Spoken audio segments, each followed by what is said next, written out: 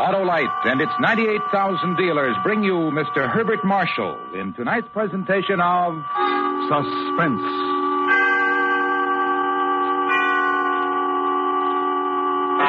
Tonight, Autolite presents a story of justice as we examine a man who was suspected of having committed a perfect crime. It's called Murder by Jury.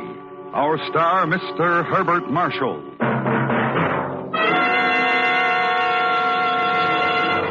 This is Harlow Wilcox. Would you like to be responsible for your local church or hospital getting a big share of $100,000 in cash? Well, a total of $100,000 will go to the recognized charities chosen by the 25 persons selected in the Autolite family charity drawing. To enter is as simple as signing your name and address, and that's all you do. Now, it's our privilege to have you hear what the head of one of America's finest health organizations says about this great event. Here is Mr. Mark H. Harrington, president of the National Tuberculosis Association. Autolite is performing a wonderful service. If you're one of the 25 selected, I hope you'll remember the National Tuberculosis Association, which needs your help to conquer our number one infectious killer. Good luck in this Autolite family charity drawing. Fill out a registration form at any of the following Autolite family car dealers: DeSoto, Hudson, Plymouth, Studebaker, Dodge, Willis, Nash, Packard, Kaiser, or Chrysler. And sign up tomorrow. And now, Autolite presents Murder by Jury, starring Mr. Herbert Marshall, hoping once again to keep you in suspense.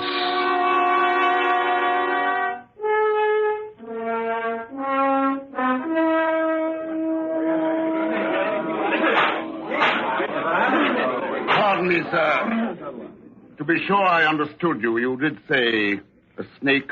Yes, sir. A snake. Possibly, Mr. Mason, you could describe the snake. Yes. It was gray with a sort of red mottling, dark, plum-colored. I see. Go on, please. Underneath, it was raised up toward me, its head ready to strike. Well, underneath was grayish but lighter, almost white in the center. Now, was there anything else you remember about this snake, Mr. Mason? It was big. It was as thick as my two wrists put together. And then, according to your statement to the police, you seized the snake just below its head with both hands. Would you kindly show the jury the position of your hands? Yes, thank you. You say that you squeezed with your fingers and dug in with your thumbs. Is that correct? Yes, that's about it. And I felt the snake twisting and squirming under me, trying to get away, And then you woke up? Yes, sir, I woke up. I was kneeling beside my bed. It was my wife's neck which was in my hand. With her throat I was squeezing. What did you do when you realized this? There was nothing I could do. She was already dead. I'd killed her.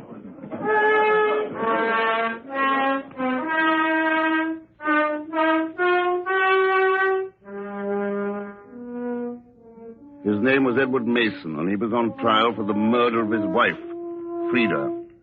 I was counsel for the Crown in those days. It was just about the nastiest case I'd ever had. One should, I suppose, begin at the beginning. That was on the first day of the trial. McCrae was defending the accused, and he began his defense by questioning the police inspector who was in charge of the case. The inspector was nominally a witness for the Crown. Would you give us a brief account of your investigations, Inspector? I will, sir. The accused was residing with his wife at the Clendonian Hotel at Chatham-on-Sea in Norfolk.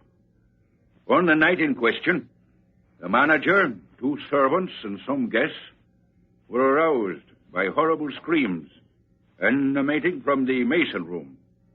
On reaching said room, they found it to be opened by Mr. Edward Mason, who appeared in a state of great excitement. Continue, Inspector. Yes, sir. He was in a state of great excitement, and while looking, he kept looking at his hands and saying over and over again, "I killed her," or "I strangled her." One or the other, Inspector? No, sir. He said both, over and over. Then he never attempted to deny that he had killed his wife.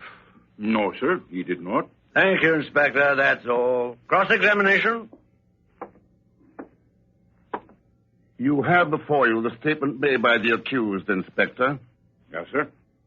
I call your attention to the following remarks made by the accused during your questioning. Yes, sir. I had a dream about a snake.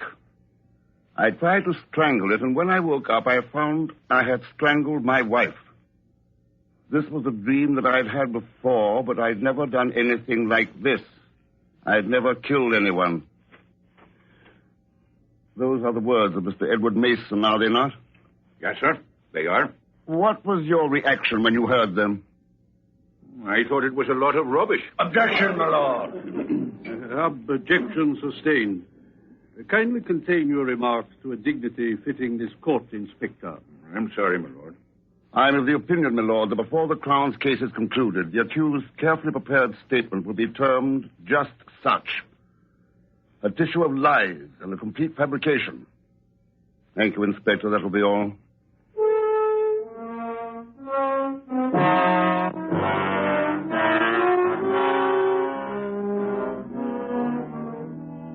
Then Mrs. Mason's brother was put in the box.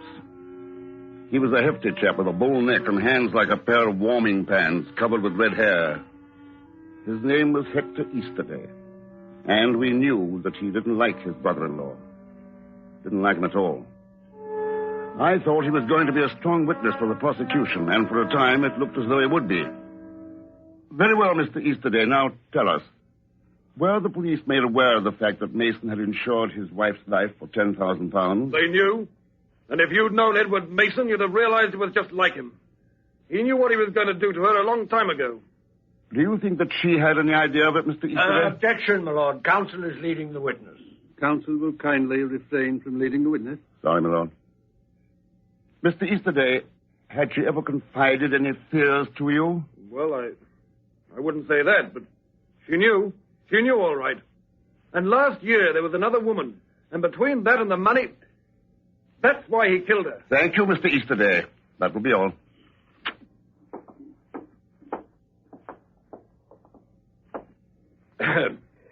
You spoke of a life assurance policy, Mr. Easterday. I did. Did you know that they had each insured the other's life? Not an uncommon practice for married couples these days.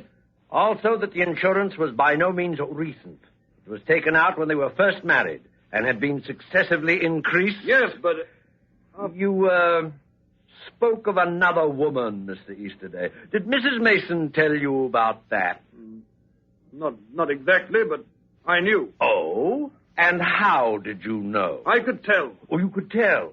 You are then clairvoyant. You could tell.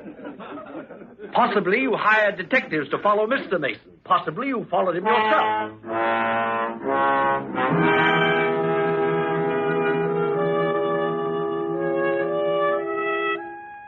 The defense counsel tore him to bits, made him sound like a nasty-minded, prurient busybody who had never liked the accused and never lost an opportunity to blacken his character. Nevertheless, making a fool out of a witness is a two-edged weapon, and I could see that the jury, although not in sympathy with Easterday, still felt that there might be more than a word of truth in what he'd implied. You couldn't argue away insurance. Mason did stand to collect £10,000 by his wife's death. But did he murder her? That's what they were thinking. You could see it. And they waited for him to take the witness box. When my turn came for cross-examination, I made him go through the whole thing again. When I woke up, I was kneeling beside my bed. It was my wife's neck which was in my hands, and it was her throat I was squeezing. What did you do when you saw this? There was nothing I could do. She was already dead, and I had killed her. I see. Now, you have admitted small quarrels between yourself and your wife. I have. Married life is like that. You live together, you have differences, and then you make them up. Most people do. But there were quarrels which were more serious. Perhaps less likely to be made up. No. We were happy. I loved my wife. You loved your wife, but you killed her. Quite so. Now, as far as the insurance is concerned, You gradually increased it until it reached the amount of 10,000 pounds on your wife's life. Yes, I did. As a matter of fact, it was about, 3 or 4 years ago that I'd done rather well in business, and that's when I increased the premium. But more recently, you've been in some difficulty. Financially, I mean. Things had become rather slow, yes. I couldn't afford to buy any more insurance, I know that. But you hadn't reduced the amount on your wife. No, sir, that would have been unsound, quite unsound, and uneconomical. In fact, then, your business position would have improved considerably in the event of your wife's death and the money received from the insurance. I did not say that, sir. But is it not the case, Mr. Mason? Nothing could be worth the loss of my wife. But you did kill her. Yes, I did. Do you know the woman referred to by Mr. Easterday? There was no woman. Do you wish to refresh your memory, Mr. Mason? Last year. Perhaps it escapes you. There was no other woman. You still maintain that the cause of your wife's death was due to the recurrent dream you had. Yes, I do.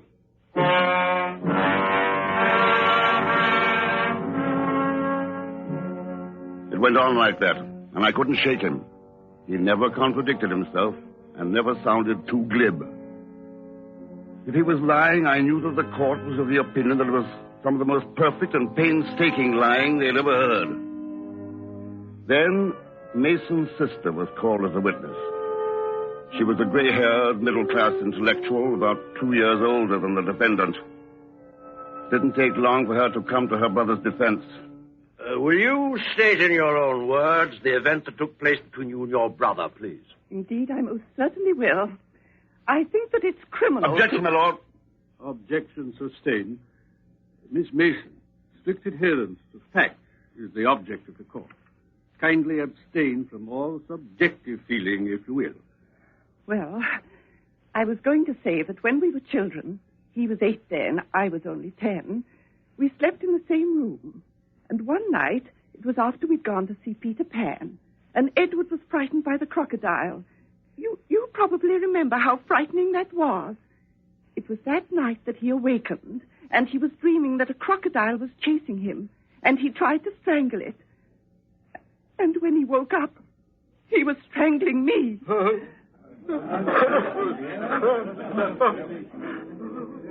It was perfect timing. The accused gave way, buried his face in his hands, and sobbed as though his heart would break. The jury, even Mr. Justice Forpaw, were visibly shaken. I could see the case for the Crown disappearing down the drain. More than that, I could begin to see a man who had committed a perfect murder going scot-free.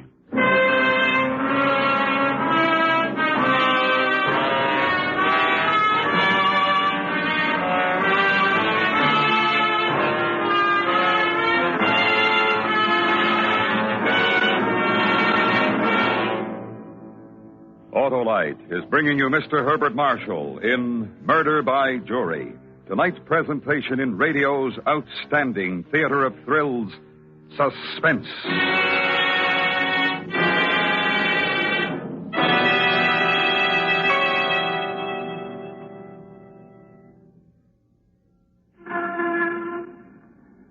Say, here's a new 54 Willis. Stunning, isn't it, Mr. Wilcox? Oh, hi, Miss Drake. Is this yours? It sure is. When I saw this car, I fell in love with it. And when I saw the price tag, I just couldn't resist. Well, we're privileged to salute Willis as a member of our Autolite family. So, let's hear more about your new Willis, Miss Drake. Well, it's not only beautiful and economical, but that wonderful Hurricane engine is a bundle of power. Much more power than ever before. What model is this? It's the brand new Aero Lark. And Willis also has the luxury hardtop Aero Eagle and the lovely Aero Ace with that unmatched Willis visibility. And don't forget the famous Jeep and the first all-steel-bodied station wagon. And, of course, you know that all Willis cars come equipped with Autolite products. I sure do. And Autolite is proud of its long association with Willis and Willis dealers everywhere. And now, Autolite brings back to our Hollywood soundstage Mr. Herbert Marshall in Elliot Lewis's production of Murder by Jury, a tale well calculated to keep you in suspense.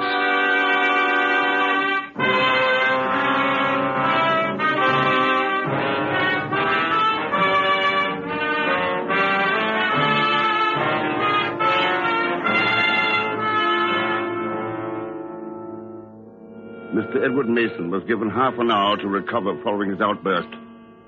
Then the trial continued. His sister remembered every detail of the matter. And even when I made her go through her story again, she remembered. He was an awfully strong boy, you know, even at 8. Very strong.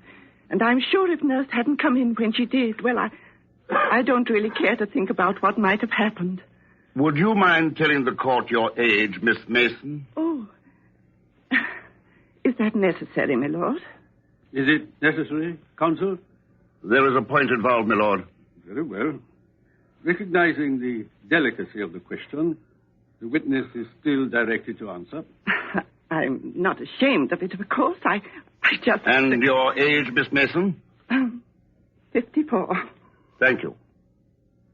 Now, you have every detail of your brother's attack firmly in your mind. That is so, isn't it? If I live to be 80, I shall never forget it. Yet this was 44 years ago, and you ask us to believe that the incident is still indelibly etched in your mind. Indelibly, sir. Absolutely. It was a long time ago, but such an experience is not likely to be forgotten. Of course, I forgave Edward. It wasn't his fault, and furthermore... How fortunate that you are still alive to forgive him, Miss Mason. His wife, more's the pity, is not. No further questions, my lord. The witness may step down.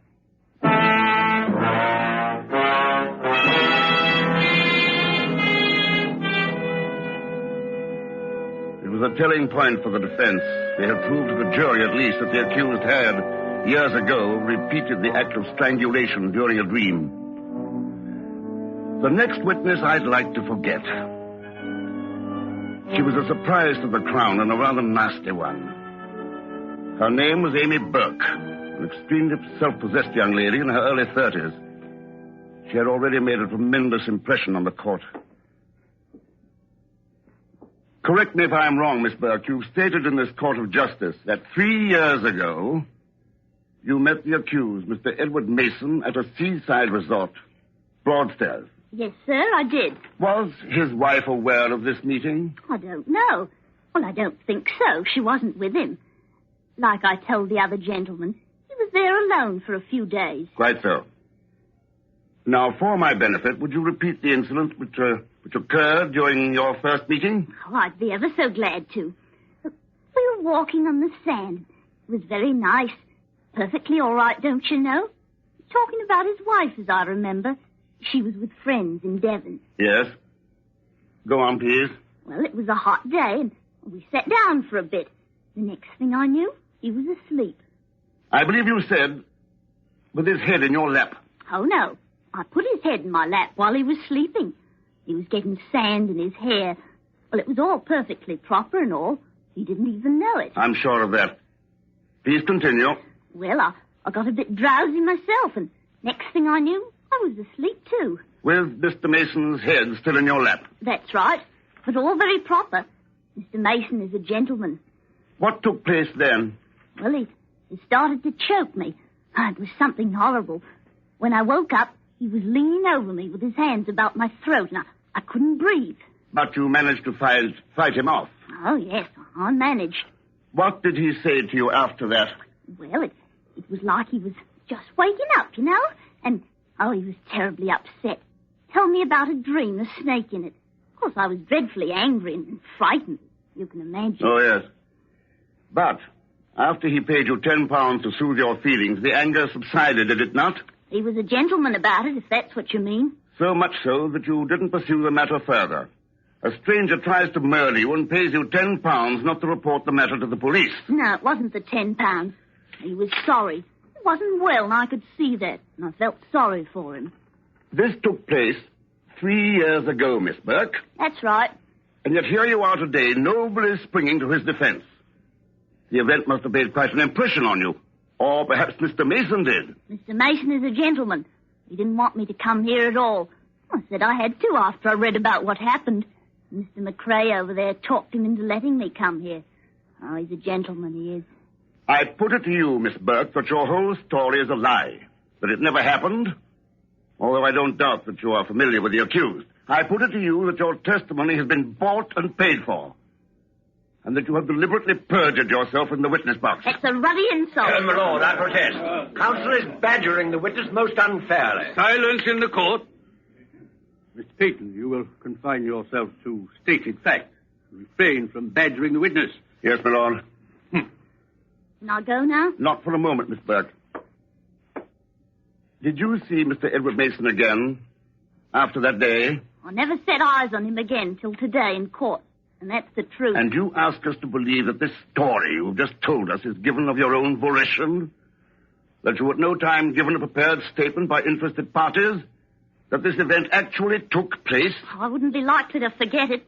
It's true. Every word of it. Very well. That's all, Miss Burke. The witness is excused. Dr. Regal to the witness box, please.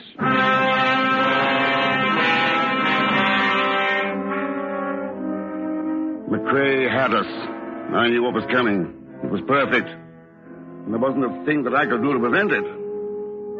Dr. Regal was a small, intense little man with heavy glasses. The jury looked at him and they were impressed. When he said he'd tell the truth and nothing but the truth, they believed him. They would have believed him even if he'd been the biggest liar on earth, which unhappily he wasn't. Dr. Regal, will you tell us if you recognize anyone in this courtroom? Yes, sir. That young lady over there. Miss Burke? I believe that is her name. Anyone else? The gentleman there. The accused, Mr. Mason? Yes, sir. Will you tell the court upon what occasion you had the opportunity of meeting these two people? Oh, it was about 3 years ago. I have the date in my attendance diary. Just a moment. The 16th of July. That was it. Mr. Mason brought the young lady to my office during the afternoon. Miss Burke? Yes, sir. It was 3:30. He asked me to look at her throat. I see. And what did you find when you looked at her throat? Bruises. They were not dangerous, but I treated them. And after that? I never saw them again. The bill was paid? Yes, Mr. Mason paid. In cash before he left. Thank you, Doctor. That will be all. Cross-examine. No questions.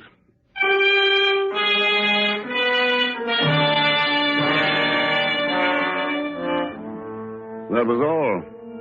There wasn't any use in cross-examining what was so obvious in truth. Counsel for the defense made a brilliant and short summation.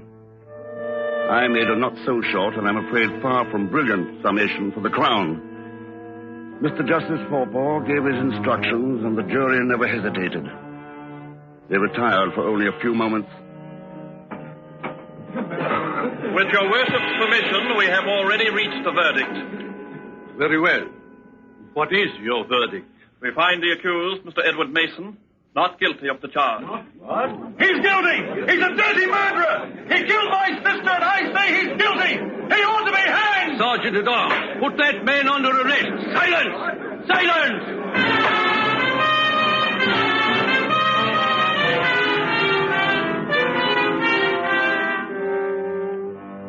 The dead woman's brother thought that Mason was guilty, and I knew he was one of the most cold-blooded, successful murderers we ever failed to hang. It was about 6 months later that we found the proof, and then it was too late. I talked it over with the Director of Public Prosecutions in his office. There's nothing we can do. I suppose had I been on the jury, I should have brought in the same verdict. We have to assume the man was innocent. He was guilty, sir. My dear fellow. Surely Mason didn't start to plot the murder of his wife at the age of 8. My dear fellow. No. But he did decide to about 3 years ago. And he took a precaution before he did so. I don't follow. He knew his sister remembered the strangling incident during their childhood. And all he had to do was to repeat the dream strangling with someone else. The Burke woman. But how did she... From her point, it was all quite innocent. She didn't know what was in his mind. He didn't go too far with her. Just enough to produce some convincing bruises. Then he took her to the doctor and paid the bill. That was all true. Well? You remember, he admitted at that time doubling his wife's insurance. Then he sat back to wait until he felt the moment had come to kill her. Well, assuming you're right, there's the Burke woman. If he never saw her again, how did he know where to find her to appear for him? He didn't look for her, sir. She was telling the truth. But he knew where to find her, all right. Those 3 witnesses did the job for him. His sister he could always find. The doctor, easily traceable, a medical directory. But Miss Burke, a girl like that she might move about a great deal. She did. So the method he adopted to keep in touch with her was to send her £10 a month, anonymously. So long as she kept him notified as to her whereabouts, he would continue to send her the money. But if she had to notify him when she moved, surely she must have known who he was. Not at all, sir. A post office box under an assumed name. He kept it up for 3 years, and she didn't ask any questions. Why should she? Blas, you're certain of all this? I'm afraid I am, sir. Well, it seems a pity you didn't have the information during the trial. We didn't know anything about her until McCrae brought her in. And we can't try Mason again for the same offense. He's done it, Peyton. The perfect murder.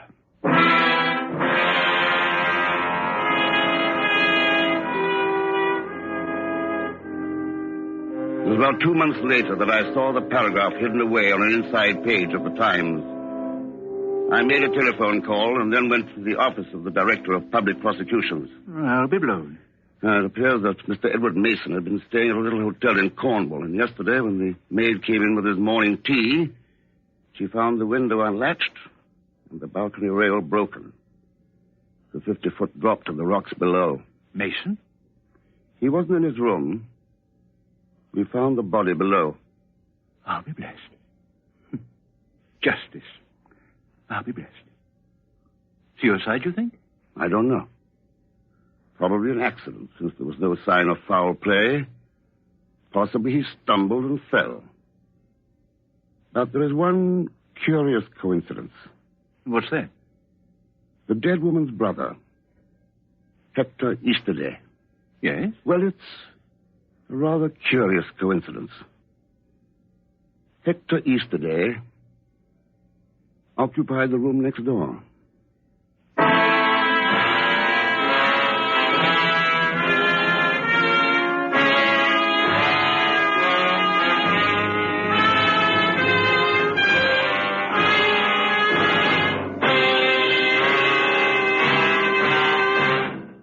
Suspense, presented by Autolite. Tonight's star, Mr. Herbert Marshall. This is Harlow Wilcox again. Remember, you now have a wonderful opportunity to do your favorite local or national recognized charity the favor of a lifetime.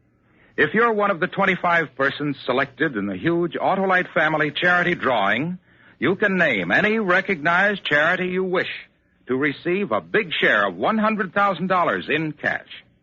Those charities can be schools, hospitals, churches, the National Tuberculosis Association, or any other recognized charity. So, if you're 18 years or over, visit any of the following Autolite family car showrooms: DeSoto, Hudson, Plymouth, Studebaker, Dodge, Willis, Nash, Packard, Kaiser, or Chrysler. Print your name and address on the drawing registration form and have the car dealer sign it. That's all. Nothing to buy, try, or solve. So visit any Autolite family car showroom and sign up tomorrow.